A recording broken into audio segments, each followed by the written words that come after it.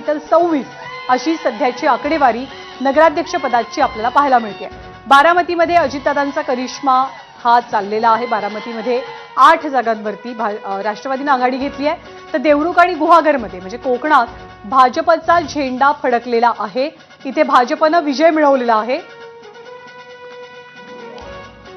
तर मालवणमध्ये शिवसेनेचे नगरसेवक तपस्वी मयेकर विजयी झालेले आहेत। त्याखालोखाल वाड्यामध्ये भाजपचे 17 पैकी 11 नगरसेवक विजयी होत आहेत। गोंदियामध्ये प्रफुल्ल पटेलांना मात्र धक्का, प्रफुल्ल पटेलांची पिछाड पाहायला मिळते। सांगोल्याचा गड हा शहाजी बापू पाटलांनी राखलेला आहे। इथे भाजपने पूर्ण ताकद लावलेली होती, पण रत्नागिरीत महायुतीचा दबदबा आहे।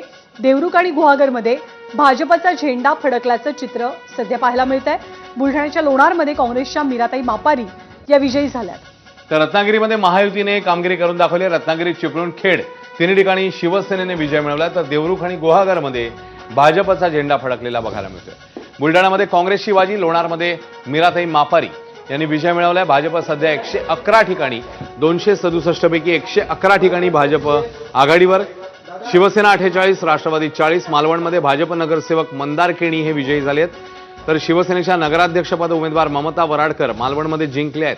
सांगोल्यामध्ये जिकडे शहाजी बापू पाटील यांनी सांगितलं होतं की आपल्याला एकटं पाडण्यात येते, तिकडे त्यांनी गड राखलेला आहे। सोलापूर, मोहोळ शिंदे सेनेच्या उमेदवार जिंकलेले आहेत आणि ठिकठिकाणी त्यामुळे असा हा जल्लोष, गुलाल तो सोबतच भंडारा उधळला जातोय आणि विजयोत्सव साजरा केला जातोय। ढोलताशांचा गजर आहे। देवरुख आणि गुहागरमध्ये भाजपचा झेंडा, चिपळूणमध्ये भास्कर जाधवांना धक्का बसतोय।